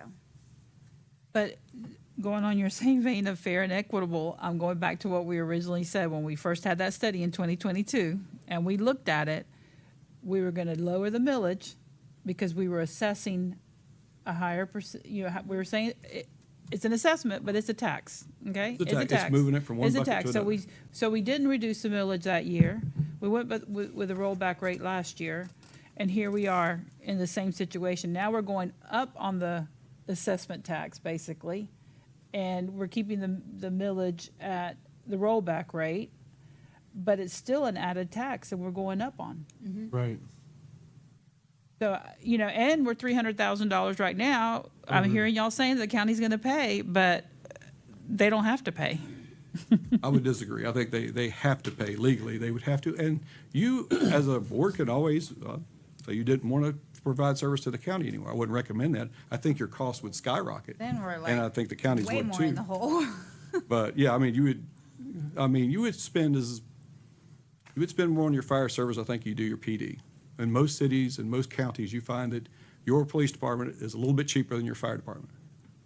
If you had to I staff mean, we it need one to- another. Yes. The bottom Need line one is we another, need but one we also another. need them to pay their fair share. And I think the discrepancy is maybe how we're calculating those out of city calls or out of our area calls, and that's what the manager's been working with and working with the county administrator on. We're going to get a new interlocal that may address that or soothes it out in some other way. But the reality is, as your finance director stated, those calls are county calls. It goes against their percentage of the total budget which they pay. So, yes, it wasn't budgeted. Yes, it is an actual cost to the budget of a whole, but always keep in mind that you and the county are partners in this, so you pay a percentage and they pay a percentage. Every time it costs more for the Clewiston Fire Department to operate, it costs more for the county to operate it than Clewiston. Does that make sense? Because you are a partnership in this. And at the end of the day, over budget or not, the county wouldn't choose to let something burn. So Oh, that no, they and wouldn't- right, and that's not they going, didn't for the have to public, go no, over we're budget, going to respond. you know. Countywide, I've had Palm Beach So- County respond to me, Glades County, we do it for Glades. Your emergency services, your closest unit will respond. We just and need to we'll be work compensated that for out. it. Yeah. Like, we just need to be compensated for it, period. Well, and we also need to make sure it doesn't happen again. So is the interlocal agreement, needs to make sure that we're not, doing what we believe is fair to help out, but not being compensated for it in a timely manner, because we still haven't received the $152,000 yet from 23, 24? Correct. Okay, yeah. And the 300,000 that we're in over budget now, is that owed from the county? Or they just owe us a portion of that 300? County has paid this current year up through June 30th, through the third quarter. I don't know what's going to happen in the fourth quarter, because we are at our budget, and, if you carry That's what last. we're waiting for 2024, right? Was fourth 2020 quarter? Basically, yes, Okay. yeah. But, I know that Which is the 152. that's the 152. Right, And okay. whatever we spend in this fourth quarter, Is above and depending on beyond. their position, if they were consistent with their position year to year, then at this very moment, without any negotiation, it is possible that they could say, well, this is your number, that's all you get. So I don't know if that's gonna play out that way. I'm just saying it's reasonable to assume they could take that position. So I don't know how the This negotiation. is like good cop, bad cop.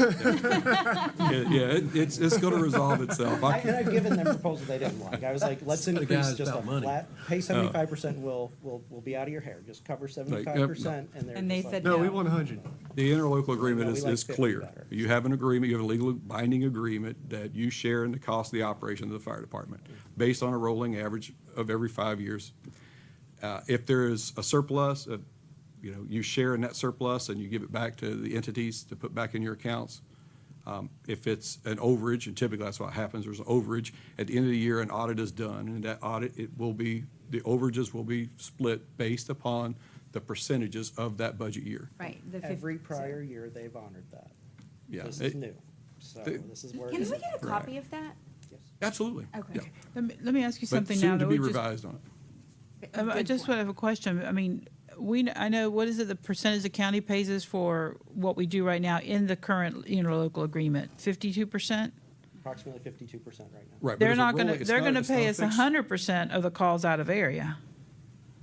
Right now, those additional out-of-area calls are included in the 52%. Not according to the interlocal agreement, they're not paying The 100% because it's not in there. That is correct. No, I understand Correct, that, ma'am. but they're not, I mean, based I'm on just looking at, averages. we had 59 calls to Montura, 30 calls to Pioneer, 18 Glades call. We're only gonna be reimbursed on those calls at 52% when it's not within our, when, Up to our budgeted amount, and then it's zero apparently after our budgeted amount. So they would pay us up to 52%, up to what our budget was that they. so regardless of I'm what just gonna, calls bottom happen. line, I'm gonna play the bad cop here. 52% of our calls, that we're not, the city of Clewiston residents are gonna pay 48% of the calls to Montura, Pioneer, and Glades, and LaBelle, because we had those the year before. We're paying 48% of those calls outside of our area. Sounds terrible when you say it Yeah. like that. Well, and You don't that's, go over that's budget. not exactly correct. And if we go over budget, That- yeah. then we're paying They're saying they 100% don't of that. know I it get because what we went over budget, so they're not even paying the 52%. No, I know, we're short $300,000, but what I'm saying and bringing to reality is that the city of Clewiston taxpayers are paying 48% to these, to the other places. I would just caution you to go down that rabbit hole because, as I said earlier, you are in a partnership together. You are spending considerably less money to operate together. What Commissioner Gardner says is correct. It's not a There's rabbit cost, hole. but you It's can't not a cherry rabbit pick. hole, Travis, when But we we're, can't city of cherry pick from Clewiston one to the taxpayers other. are paying out to Montura when we were not approved to go out there. We're not approved to go to Pioneer, we're not approved to go to Glades County, but the city of Clewiston taxpayers are picking up 48% of that bill. Let's just say the city of Clewiston and Hendry County's joint fire department, joint budget is. So keep in mind, it's not a us against them. No, I'm not it's a saying us joint against them, budget. I'm just bringing out the facts. No, that is the facts. The 48% that we're paying to calls that we weren't approved to go out on, to Montura, Pioneer, and Glades, the city of Clewiston residents are paying for that. I'm not saying in the interlocal agreement, because in the interlocal agreement, we agreed to that, all right? Because there's, that's what we agreed to. This is outside that interlocal agreement. So it's not a rabbit hole, these are the facts. Y'all can disagree, but How far out does the interlocal take us? It's 305 square miles in total, so Goes it runs Citrus out to Plant. Flag Hole Road and then goes to the, Citrus it's Plant. almost, yes, it's past the citrus plant, runs a little bit further towards Ladika, but on 80. And then goes down a little bit past the juice plant to cover all their property there. So I'm not discounting what the city is paying. I think the way this conversation is going, it's going more of a us versus them, and that's not it. That's not what I'm saying, Travis. I'm stating the facts. that If we're we have to paying- respond, We're paying, Hendry County is trying, they are looking at hiring full-time, 24 hours a day, 7 days a week for Montura, Felda, and Pioneer to put those people in. That will reduce our costs. okay. It's gonna reduce them. But that cost is outside what the city partners with. But if they have a structure fire, they're gonna have to call us. And the And I can manager's see been the working on. occasional that we have to go out and mutual aid, absolutely. Yeah, and we can get some kind of compensation back and forth, but I think even though it is a significant number, the way those numbers are arrived, it's the total cost of the fire department based upon calls. It can seem more significant that we're having to go out there, but I $300,000 think worth that will reduce. is significant. It is, but it's compared to that's what full-time I'm- staff. that's where I'm and coming full-time, from. but Okay, I so think it's a here's- workable system. And here's what I think we should do in this year's budget, starting right now, because we're fixing to send this over to the county, our budget. And they're gonna pay 52% of what we send over, regardless of where we go. Let's add the 150,000 in the budget today. No, we need to add 48, so it'd be 300,000 roughly. Let's add 300,000 because we know we're gonna go over 150. And they're gonna pay 52% of that 300,000. Or let's just add the 152,000 because we know we're going over. We're going over this year. We went over last year and we went over the year before. But if we change the interlocal, it'll be covered in the interlocal, Right. right? Yes, that's what we And talked that's about Friday. critical. That Yeah. has to happen because That's gonna be part of the agreement. that's what Right. fixes this long-term. Yep. Is to put a value, as Tara did, on these calls, and fix the interlocal according to that Yeah, if- value. I mean, if we get paid those numbers, you're gonna have a reserve. And that's our goal, is to create a reserve in the fire department. I mean, that's what was desperate. For the new We fire need it. truck. Just gives me a lot of anxiety to vote to send an increase in assessment without that stuff in 100%. place. I don't like it. I just feel like that's not what I'm supposed to do, because I'm not supposed to represent Monterey Pioneer and Glades, Right. but rather But you can't let them burn either. my neighbors. Well, we wouldn't let it Unfortunately. burn, but we want to be compensated. No, but it- Compensated. The only thing that may make you feel a little better is it's still, in my opinion, I've looked at the numbers, and I've dealt with it for 20 years, it's still way more economical to partner. So even yes. with those overages, it's still way more economical the way you're doing it. So, but we're going to get it worked out. The manager has, I'm not exaggerating, probably the last 6 months, we have been discussing this, and that's his hot topic with us, getting the interlocal. But those are slow-moving processes, but it will be back before you. And I think it'll be a workable agreement that all will be happy with. And I'll say it again, this meeting, I encourage all the commissioners to call all of their commissioners, even the ones out of our district, and let them know what's happening, let them know what we're pushing for, what the manager is pushing for in the interlocal, and that we cannot continue to have these overages that our citizens are paying for. Okay, Travis just said y'all been discussing this for 6 months.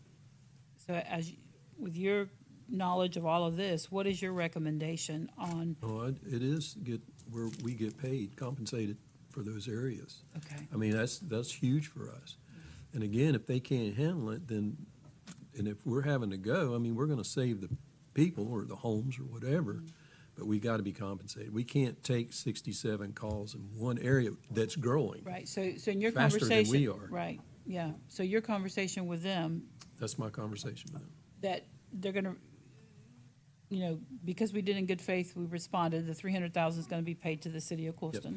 And they agreed, The interlocal agreement is gonna include those areas. yes. So that the city of Clewiston residents don't have to cover those She's costs. writing one up now, and Okay. she's gonna send it to me, and Okay. we're gonna redline each And other. then if we go with a fire assessment with a recommendation, then there's gonna be then money in reserves to be able to Should start be. building for a new fire truck. Should be, with those numbers. And the thing is, this $600,000 fire truck, they're gonna be paying $300,000. Yeah. Because it'll be put in our budget Right. in a couple No, of years. I when think it this comes is up. their direction, and they're looking that way also. So in a total. We got to. I mean, we can't continue this, because your assessment's going to continue to go up, and you guys are right.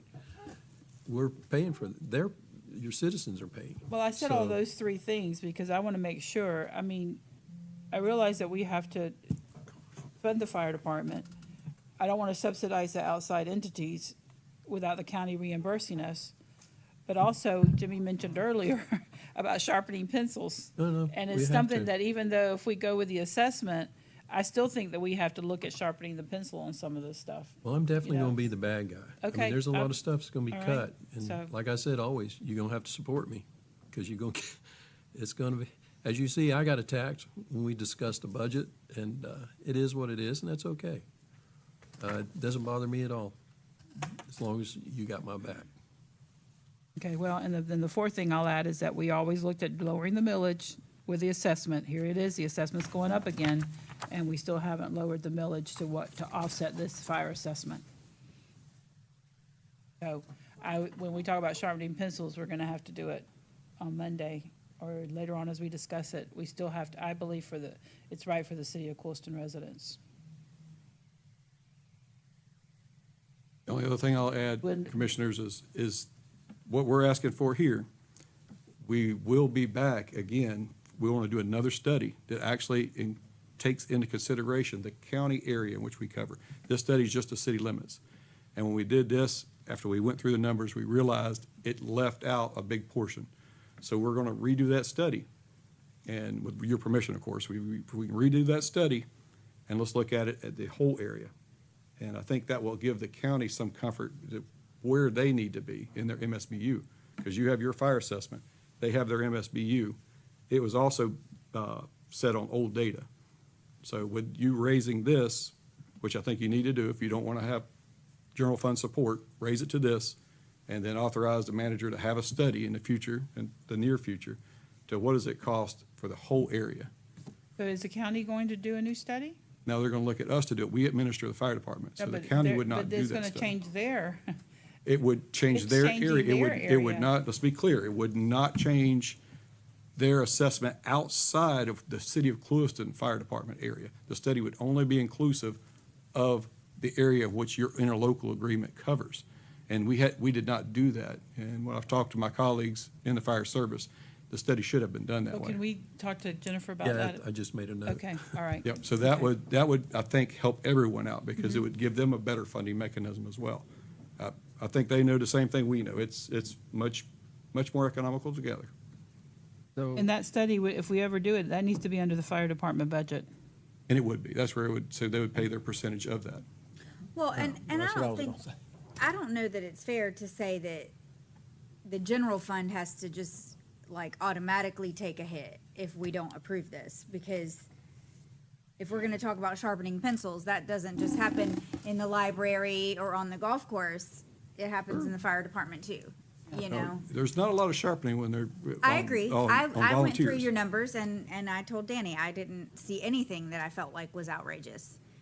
But when push comes to shove, push comes to shove. Yep. You know? so maybe, I don't know when you want to do the next study, but bring the price, because the county will pay for 52% of it, if not more. Yeah, I would say sometime next year, after Eventually. we see how the budget's going, Well, I bring think it we back need to the to manager. get with the county the administrator interlocal and set. discuss this stuff. So in Let's total, hope- let's not give them too many things. One step at a time, yeah. in total, they owe us $452,000 right now, right? Technically, they owe us the 152,000. We haven't billed them for anything over and above Okay. that yet. Yeah, we haven't billed them for what Tara sent us on Friday. Okay. Right. Just so when I call my fellow commissioners over there and start yelling at them. Yeah, but it's more than 152,000 though. I mean, that's just the prior year amount. I don't know what the Right, next right. invoice You, would you be. question them when you got them in the chair. But we have no grounds to bill them for this list of stuff that we got on Friday. That's correct. Right? They- I mean, Right, you have a, like, you they have are a. within their Okay. rights to be You're a like, thanks co-op, for that just because we support, went out but- there doesn't mean that, Yeah. that Clewiston doesn't have that burden. You're basically a co-op together. Yeah. So, you don't get you can't cherry pick. I mean, when it's to our benefit, great, it's to our benefit. When it's not to our benefit, we just need to call it out and fix it. Not go back and cry over that it happened. Yes, it happened. Hey. Because I can tell you, folks in Montrose still think they're in 33440. They still think they're in Clewiston. Yeah. So we've done a lot of education on that. Well, with the numbers that Tara gave us, for 24, 25, as of right now, or as of Friday, it's $161,000. Right, so. In addition to the So if you took that 152. and split it by not this year's, but last year, or current fiscal year, then that would be the cost incurred by the city of Clewiston staff or city of Clewiston residents to operate that co-op department. So is it ideal? No, it's not. But it's not Okay. like the taxpayer, I live in a city, it's not like my assessment is paying an absorbent amount of money for that. We just need to get that corrected. The county, I think we're at 58% this year, that budget that they're, for those numbers came out of. The rolling average did have a big swing. It went from about 58%, 24 to 52% just because of that 5-year rolling average, you know. I mean, they didn't like my idea of making it a flat 75%. They also didn't like my idea of giving themselves a penalty of 10 for every call that's outside the area. So Yeah. instead of 1 call to Montour, it would be equivalent to 10 for the percentage But I think at difference. the They growth don't that- like any of my suggestions. The rate that they're growing in the county, it's not fair to the city of Clewiston residents to do a 5-year rolling average, because it's never gonna work to our benefit, only to theirs, because they're outpacing us so much. I think our attorneys may be listening in on the call. She is, She can take notes to say, I Let me agree. ask this I agree question. that we, I mean, it's not, it doesn't do the city of Clewiston or its residents any justice to, in my opinion, anything other than an actual bill per call. You know, why can't we just bill per call? You could. We could. That could actually, we'd have to write the interlocal agreement where that would be something that I could mean, be that's addressed the that way, but fair currently way, it doesn't, right? it doesn't No, say because that. there's Yeah. a lot of overhead costs, like, let's say, fixed costs that aren't gonna be billed per call. You know, so if you bill per call, you're still gonna lose a lot of the fixed costs, like repair of the vehicle. Doesn't necessarily happen on that call to say you just drove out there, so. No, it but could all be a of that could be combination of built the two in to where, It could be the built in. cost. you know. It would take a bit to come up split with that number. percentage plus an additional per call on the out of area calls is an option. Okay. Or adjustments to the percentage paid. And then some sort of disclaimer Right. that should we go over this budget, It's you know, this, I don't know how long the agreement's been in place, but it's been honored every year up until 2024. To where whether we went over or under, it was picked up. When I invoiced last year, you know, for the previous 2023, it was paid without any issues. This year, I don't know what changed. But, you know, the agreement has been a little bit loose as far as, you know, the percentage has been there. They've always honored the overages. We've always honored going out to the calls. Here, we went out to the calls, they didn't honor the Yeah. overages. So it's I don't know what happened, and it's probably more than just that, but I just see it in that kind of black and white light. Yeah, me sitting in too. front of my Well, and dollars. Travis, as you said about working together, you know, and it's all mutual aid here, and then we don't, us against them, we need to figure this out, Randy, Danny. And I know y'all are already working on it, but we've got to come up with a solution. I have to agree to it also. Yeah, well, that's true. We've got to come up with a solution so we don't And have I this think again. The percentage should be going the other way. We're not, I think we have more out-of-city calls. More out of area calls than we do in the area. Mostly with I them think we growing. have. Well, Even some of it your runs guys off the have mentioned 5-year that. average, so we have seen an uptick in the residents. Right now, we cover 15,500 folks. 7,300 of them are in the city. Typically, you know, we run in the 40% range. I've seen greater increases in the city lately. We just had more calls. Now, that may soothe that. As I look at it today, as it's tracking this year, it's tracking a little bit more back towards the county side. So it's ebbs and flows. I don't think 52 is going to probably stay forever. I think as that average goes on, you'll see it kind of, it's probably going somewhere in the 55, 56 range. It flows a little bit more in the county, but the city does generate a lot of accidents in the city. There's a lot of calls in the city. So, and more people get connected to fire alarms, the more times we're getting paged out. We live in a pretty technical world, and it's, and no doubt this is the most economical way, you know, to do this for the city. We just Okay, need to hone in on it. I hear you loud and clear. So I work for you. I'm gonna do what you tell me, but it's my job to give you all the facts and give you the bigger picture. any more questions for Travis? Madam Clerk, are we ready to read this by title, or do you need to adjust? Does Kaylee need to look at it? Okay. I do have a question, Travis, that you said, I didn't interrupt you, did you, Lakeisha? Okay. The study that we had done, and I don't have it, 2026, what are the increase? I mean, I know we didn't do it last year, and that's what we're trying to fix this year. What is it proposed for next year? That tops out, the one I'm giving you today, the 171, that is with the adjustment from the property appraiser. So the study is the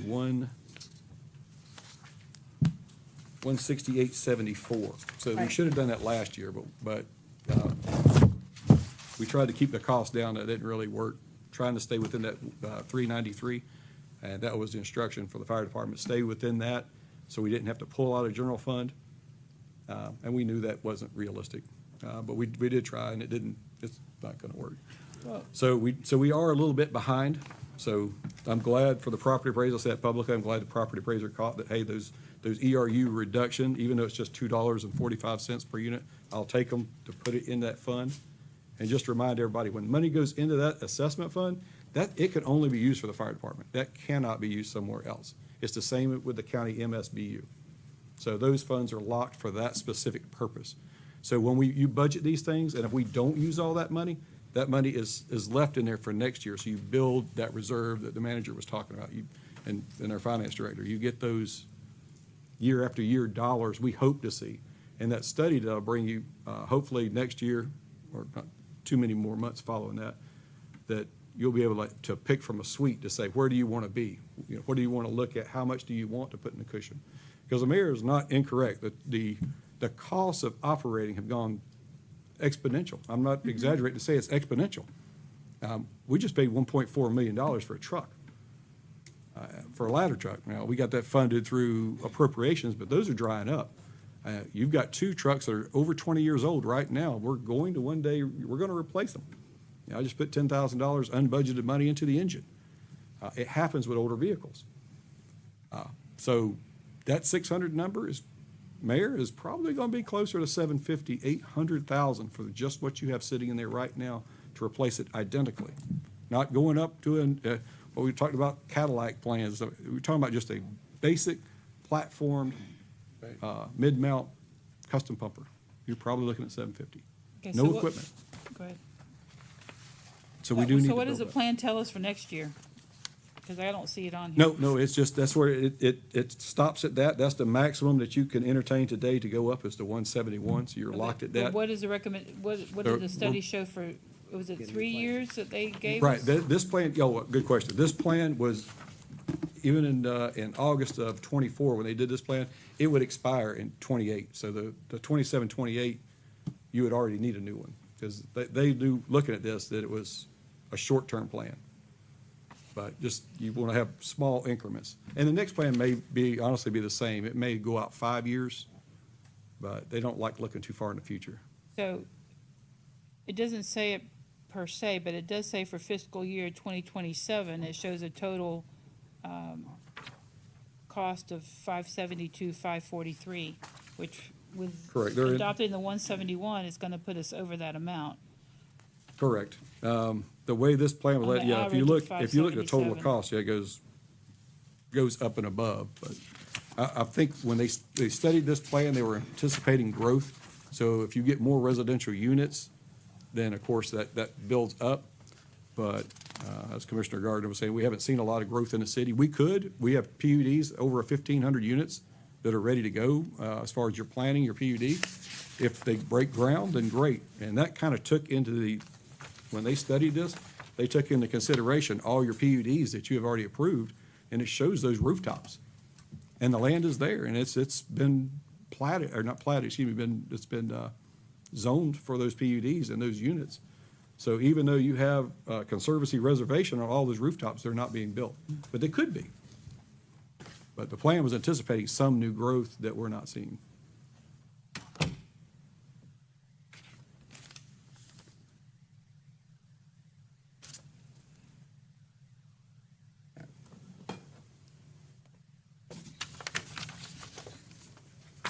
Okay, any further questions?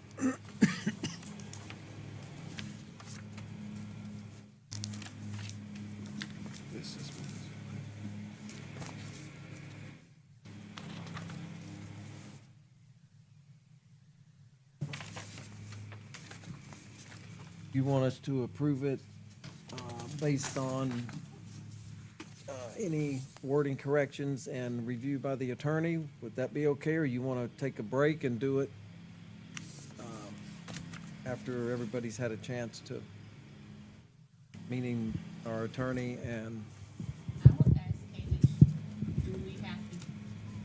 I would ask Kaylee, do we need to put the amount that we're asking for in the heading? I believe we should, Yeah. yes. We're Okay, the asking for 171. 171. We Okay. need to put that in the heading. The 171.19, so where it says, adopting and revising the fire assessment study to reflect, The 171.19. That's the assessment. So if you all just approve that, like you said, the corrections, we'll make the corrections. so where it says assessment rate, just, I would not want to add Yeah, that to put, it. pardon me? I would not want to add that to it. If you do that, that is the average, just for the ERU. So there is a suite of Oh, like in this- prices that change because you have vacant land, you have agricultural land, you have mobile home. Oh, thank you. And this is a condensed version because the actual legal document is larger. So what's the in the study, 171? what you want to do is you want to adopt a study which has it in it instead of trying to pick out, because your heading is going to get very large. Because you'd have to pick out But not the just a study- single-family home. You're going to need a multifamily, you're going to need your industrial, your commercial. So I would refer that back to council, but But Travis, the study had the 168, the recommendation of the 168, whatever it was, not the 171.19. That's not included in the study at all. So if you refer back to the study, that's going to be incorrect. well, partially. Because If you look she- at the the memo where I used the property appraiser's count, that's what adjusted. If you look at your resolution, you are actually adopting and revising that study. You're doing that today. But we're revising a study based on a Based on conversation. the information from the Henry County Property Appraiser's parcel count. Because it's saying the study shows 167.73, but we're going up to 171.19. Right, now, if I refer you back to the cover memo on that, would explain that for the Yeah, resolution. this memo goes out with the resolution in the. Kaylee, can you check that out and see if we can use the memo and adopt the study the way it is? I just want to. I'd be happy to look at it. I just haven't seen the memo yet. So as soon as I have it, I'm happy to look at it. Okay, if, maybe someone can scan it and send it to her, and maybe we can. Should we take a reset? I mean, should we I think recess so, the give her meeting time. and then send it to her? Yes. Yeah, we could send it to her in Word. And do we want to do a time certain to reset, I don't know how that, Well, it has been stated that the property appraisers need this by 1. Well, they'll have to wait. They can work over. I would rather get it legally sufficient. Well, would First. 30 minutes be enough time for her to get the memo? and- Sure, that would be fine. Okay, so let's recess until 12:30. And in the meantime, I think we're supposed to have food, possibly, maybe, no? If not, You didn't order any? you want to go 45 minutes if people want to go eat? Yeah, let's do that. All right, so we'll reconvene at 12:45 in the chambers. Thank you, sir. And we will reconvene the special meeting.